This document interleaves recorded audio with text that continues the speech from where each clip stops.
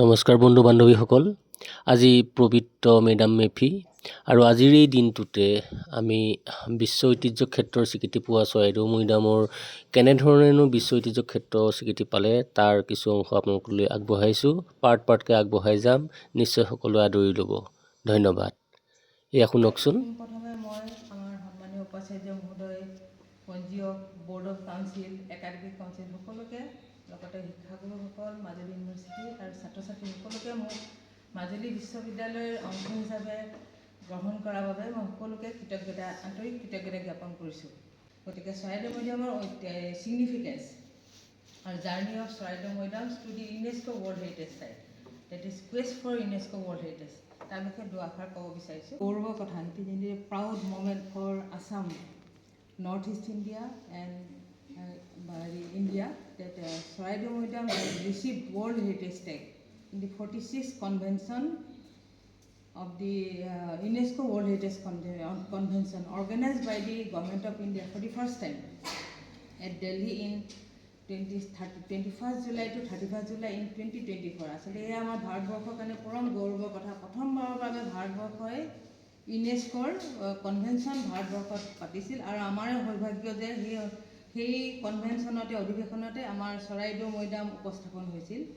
আৰু এই চৰাইদেউ মৈদামৰ বিশ্ব ঐতিহ্য স্বীকৃতি লাভ কৰাটো অসমৰ কাৰণে পৰম গৌৰৱৰ কথা, কিয়নো চৰাইদেউ মৈদাম বিশ্ব ঐতিহ্য সাংস্কৃতিক ক্ষেত্ৰৰ প্ৰথম বিশ্ব ঐতিহ্য ক্ষেত্ৰ উত্তৰ পূব ভাৰতৰ, আৰু অসমৰ ৩ নম্বৰ বিশ্ব ঐতিহ্য ক্ষেত্ৰ কাজিৰঙা আৰু মানস নেচাৰেল কেটেগৰী। এনে সাংস্কৃতিক ক্ষেত্ৰত চৰাইদেউ প্ৰথম বিশ্ব ঐতিহ্য ক্ষেত্ৰ। আৰু এই বিশ্ব ঐতিহ্য ক্ষেত্ৰৰ চৰাইদেউ মৈদামৰ জাৰ্ণি আৰম্ভ হৈছিল 2014। আৰু যিকোনো ঠাইত বিশ্ব ঐতিহ্য ক্ষেত্ৰ হিচাপে ইনক্লুড কৰিব, সাংস্কৃতিক ক্ষেত্ৰ বা নেচাৰেল ক্ষেত্ৰ ইনক্লুড কৰিবলৈ হ'লে কিছুমান প্ৰচিডিঅ'ৰ আছে, ইউনেস্কোৰ যথেষ্ট দীঘলীয়া প্ৰচিডিঅ'ৰ। গতিকে এই প্ৰচিডিঅ'ৰ প্ৰক্ৰিয়া আৰম্ভ হৈছিল 2014।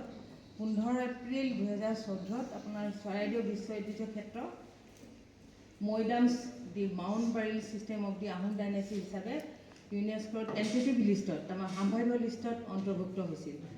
তাৰপিছত আপোনাৰ প্ৰায় 10 বছৰৰ মূৰত যোৱা 2024 আমি চৰাইদেউ মৈদামক বিশ্ব ঐতিহ্য ক্ষেত্ৰ হিচাপে স্বীকৃতি লাভ কৰিবলৈ আৰম্ভ হৈছিলে।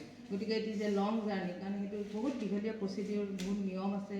গতিকে আমি এই প্ৰচিডিঅ'ৰ কিন্তু আমি 2014 যদিও অন্তৰ্ভুক্ত হৈছিলে, আমি 2018-19 মানৰ পৰা এই প্ৰচেছটো আৰম্ভ কৰিছিলোঁ। অলপ গৌৰৱৰ কথা যে আমাৰ গোটেই ভাৰতবৰ্ষতে আমাৰ ষ্টেট আৰ্কিঅ'লজি, আমাৰ ডিপাৰ্টমেণ্ট আৰ্কিঅ'লজি এই ডাইৰেক্টৰেটে প্ৰথম ইন হাউচ ডছিয়া প্ৰিপেয়াৰ কৰিছিল। তাৰমানে আপোনাৰ ডছিয়াখনো থেচিছে বস্তু ক'ব পাৰি, আৰু যিটো আপোনাৰ মাজুলী যেনে ধৰক কাৰোবাক দিয়া গৈছে কনচালটেণ্ট টেণ্ডাৰ কৰিব, কাৰোবাক লোৱা গৈছে কনচালটেণ্ট হিচাপে, ঠিক তেনেকৈ। কিন্তু আমাৰ আৰু বেলেগ প্ৰায় জেগাতে ঠিক তেনেকৈ কৰা হয়, কিন্তু এইবাৰ প্ৰথম ষ্টেটে নিজে ইনিচিয়েটিভ লৈ, আমাৰ ডাইৰেক্টৰেটে আমি নিজে ইনিচিয়েটিভ লৈ, বেলেগৰ গাইডেঞ্চ লৈ ঠিক তেনেকৈ আমি প্ৰক্ৰিয়াটো আৰম্ভ কৰিছিলোঁ। গতিকে এইটো আমাৰ অসমৰ বাবেও বিশেষ, ভাৰতবৰ্ষতে আমাৰ ষ্টেট আৰ্কিঅ'লজি এইটো ডাঙৰ সফলতা। এইটো এটা টীম হ'ল, মানে এজনে কৰা বস্তু নহয়, বহুত ডাঙৰ এটা টীম আছিলে। গতিকে আমি সকলোৱে পূৰা দিনে ৰাতিয়ে ইনভল্ভ হৈ এই কামখিনি আমি কৰিছিলোঁ। গতিকে প্ৰথম ভাগতে টাই প্ৰিন্স ফ্ৰম মুমাও, এখন তেতিয়া বৰ্ডাৰিং ষ্টেট, ম্যানমাৰ চাইনাৰ বৰ্ডাৰিং ষ্টেটৰ পৰা এজন টাই প্ৰিন্স আছিলে চুকাফা। তেখেতে আহি তেখেতৰ গ্ৰুপ অফ চলিডাৰ্ছ ফেমিলি লৈ অসমত প্ৰথম আহি north eastern part of the ব্ৰহ্মপুত্ৰৰ ফেলি আহি পেলাই তেওঁ প্ৰথম এখন আহোম ৰাজ্য স্থাপন, টাই কিংডম স্থাপিত কৰিছিল। এয়া আমাৰ অসমৰ হিষ্ট্ৰীৰ বাবে এটা গুৰুত্বপূৰ্ণ মুহূৰ্ত, কাৰণ প্ৰথম টাই পিপুল অসমলৈ আহি নৰ্থ ইষ্টত আহি প্ৰথম চাউথ ইষ্ট এছিয়াত মাইগ্ৰেট কৰি এখন নতুন কিংডম স্থাপন কৰিছিল। আৰু এই আহোমসকলে প্ৰায় 600 বছৰ ৰাজত্ব কৰিছিল, 1228 পৰা 1826লৈকে। আৰু তেওঁলোকে তাৰপিছত ব্ৰিটিছ মানৰ ইনভেশ্যন, তাৰপিছত আপোনাৰ মোগলৰ ব্ৰিটিছ ইষ্ট ইণ্ডিয়া কোম্পানীৰ, তাৰপিছত আমাৰ 1826 খ্ৰীষ্টাব্দত শেষ হয়। আৰু এই দীঘলীয়া 600 বছৰীয়া যিটো আহোম ৰুল, তাৰ গুৰুত্বপূৰ্ণ কথা হৈছে ষ্টেট ফৰ্মেশ্যন। সেই সময়ত ধৰক বহুতো সৰু সৰু ষ্টেট আছিলে, কিন্তু আহোমসকলে গোটেইখিনিকে একেলগে কৰি ষ্টেট ফৰ্ম কৰিছিলে, আৰু সকলোৱে একগোট হৈ ব্ৰিটিছ বা মোগলৰ ক্ষেত্ৰত ইয়াত যিখিনি মানুহ আছিলে, বিভিন্ন ধৰণৰ আমি আহোম, কোচ চুতীয়া মিচিং হেৰি কি বুলি কয় মৰাণ বৰাহী কছাৰী এনেকৈ ধৰক বিভিন্ন ধৰণৰ লোক আছিলে সকলোৱে মিলি একগোট হৈ বিদেশীৰ হকে যুদ্ধ কৰিছিলে গতিকে সেয়া আহোমৰ ডাঙৰ কণ্ট্ৰিবিউশ্যন আৰু ছেকেণ্ড কণ্ট্ৰিবিউশ্যন হৈছে অসমীয়া ছ'চাইটি যিখন প্ৰেজেণ্ট অসমীয়া ছ'চাইটি সেয়া আহোমসকলে ফৰ্ম কৰিছিলে মানে তেওঁলোকৰ সময়তেই এজেগল সকলোকে একলগ কৰি বৰ্তমানৰ অসমীয়া ছ'চাইটি গঠন কৰিছিলে গতিকে এয়া আহোমসকলৰ বাবে পৰম গুৰুত্বপূৰ্ণ কণ্ট্ৰিবিউশ্যন আমি সকলোৱে জানো ঐতিহ্য heritage means what we inherit from our ancestors means আমি উত্তৰাধিকাৰী যি পাওঁ সেয়াই আমাৰ ঐতিহ্য আৰু এই ঐতিহ্য হৈছে দুটা প্ৰকাৰৰ সাংস্কৃতিক আৰু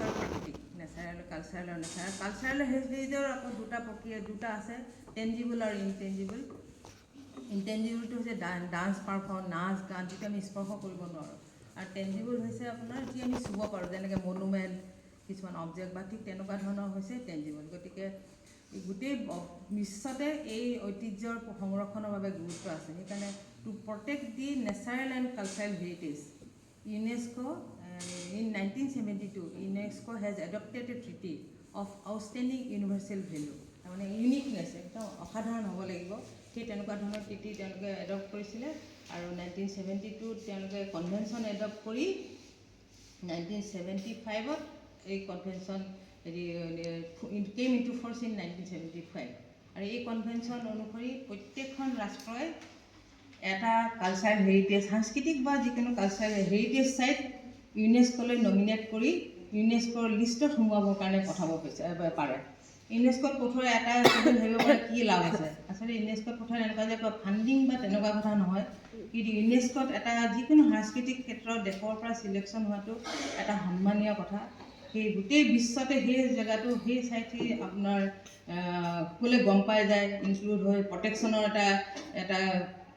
এটা প্ৰটেকশ্যন সকলোৱে এটা সমন্বয়ে এটা প্ৰচেষ্টা হয় আৰু বিদেশ বিদেশৰ পৰ্যটকৰ দৰ্শন কৰিবলৈ আহে ছাইটৰ ইকনমি চেঞ্জ হৈ গোটেই অঞ্চলটো ঠিক তেনেকুৱা ধৰণৰ হেৰি আছে কিছুমান পজিটিভ পইণ্ট আছে আৰু এই ইউনেস্কো গাইডলাইন মতে বৰ্তমান গোটেই পৃথিৱীতে 1248টা ইউনেস্কো ৱৰ্ল্ড হেৰিটেজ ছাইট আছে তাৰে 972 কালচাৰেল 235 নেচাৰেল আৰু 41 মিক্স মানে দুটা কালচাৰেল হেৰিটেজ দুটাতে মিক্স থাকিও ছাইট কিছুমান থাকে বহুত নেচাৰেল কালচাৰেল থাকে আৰু এই ক্ষেত্ৰত আৰু ভাৰতবৰ্ষত বৰ্তমান আছে 44টা 44 ৱৰ্ল্ড হেৰিটেজ ছাইট আমাৰ চৰাইদেউত 43rd হৈছিলে আৰু ৰিচেণ্টলি যোৱা জুলাইত আপোনাৰ মাৰাঠা ফৰ্টছ মহাৰাষ্ট্ৰৰ 44th world heritage property site হিচাপে ইনক্লুড হৈছে আৰু ইয়াৰ ভিতৰত আপোনাৰ কালচাৰেল আছে আপোনাৰ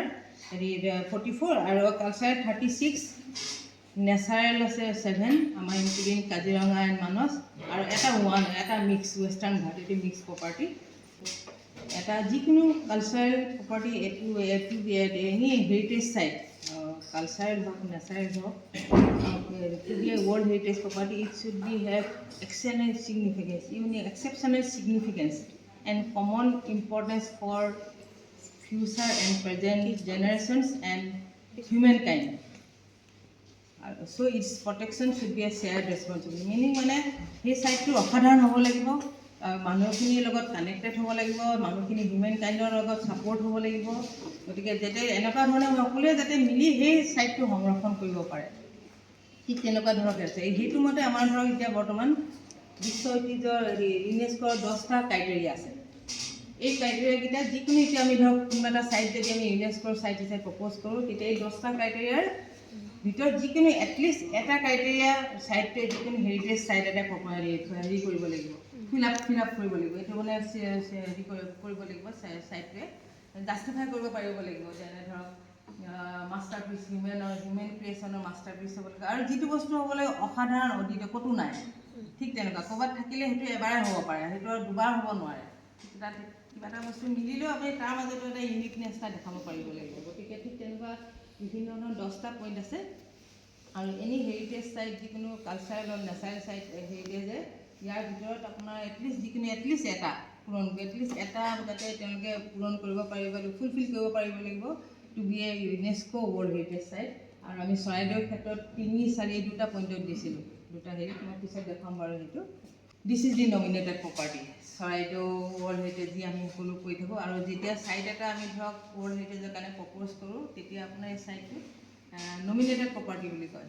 তেতিয়ালৈকে ডিক্লেয়াৰ নোহোৱালৈকে নমিনেটেড প্ৰপাৰ্টি প্ৰপ'জ কৰি পেলাই আমি ধৰক ছাইটটো এনেকৈ ৰেডি কৰিছে। This is a joint property maintain by the archaeological survey of India, government of India and state archaeology, directorate of archaeology. আমি দুইটা ডিপাৰ্টমেণ্ট, ষ্টেট আৰু চেণ্ট্ৰেল দুইজনে মিলি এই প্ৰপাৰ্টিখিনি আমি সংৰক্ষণ কৰোঁ। আৰু ইয়াত মাটি আছে আপোনাৰ 90.02 হেক্টৰ, আৰু ইয়াত আছে আপোনাৰ 90টা মৈদাম। আৰু এই গোটেই প্ৰপাৰ্টিখিনিত গোটেই নেচাৰেল আপোনাৰ ফৰেষ্টৰ মাজত দেখিছে, মৈদামখিনি অলপ অলপ ওলাই আছে, আৰু এইফালেও আছে বহুত।